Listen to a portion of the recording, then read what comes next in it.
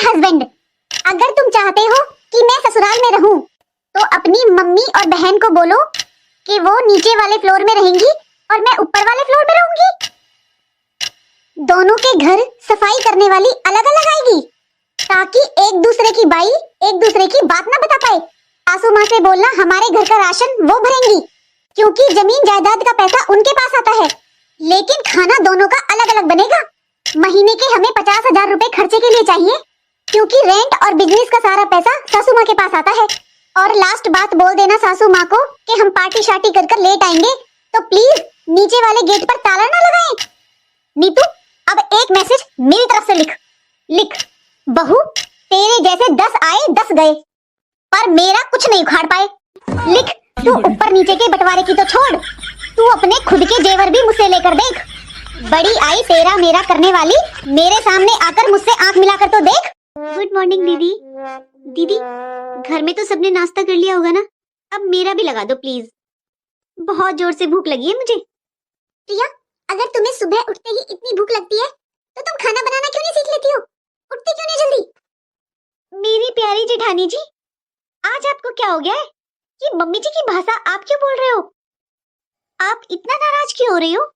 माना आप सुबह 3 बजे उठ जाती हो, लेकिन जेठानी जी आप घर के काम करती हो, मेरे नहीं। मैं अपने सारे काम खुद ही करती हूँ।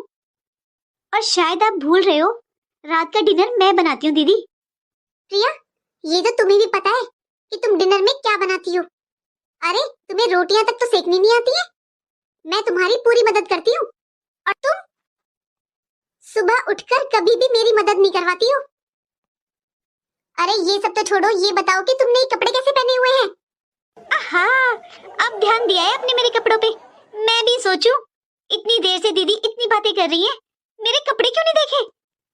सच बताना दीदी, मैं हीरोइन लग रही हूँ ना? प्रिया, तुम्हें पता है कि हमारे घर की बहुएं साड़ी पहनती है, सूट भी नहीं पहनती है। तुम्हें लड़ाई झगड़े से बिल्कुल डरना है? अरे तुमने कसम खा ली है क्या कि कोई भी नियम नहीं मानना है? प्रिया, माँ जी घर से बाहर गई हैं और थोड़ी देर में आती ही होंगी। अच्छा इसी में होगा कि तुम जाकर ही कपड़े बदल लो, वरना फालतू में घर में हंगामा हो जाएगा।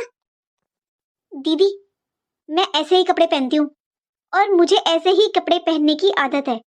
मैं साड़ी और सूट नहीं पहन सकती, तो प्लीज। और हाँ दीदी, मैं आपको याद दिला दूं कि आप मेरी जिठानी हैं, सास नहीं। आप मेरी सास बनने की कोशिश मत कीजिए। और इस घर में क्या नियम है क्या नहीं, वो आप मानिए। प्रिया, ये अच्छा हुआ तुम खुद ही आ गई। तुम्हें पता है पापा जी के ऑफिस से ना कुछ लोग आ रहे हैं खाने पर घर पे, तो उनका ना बहुत सारा खाना बनाना है, तुम मेरी मदद करवा दो। दीदी खाना?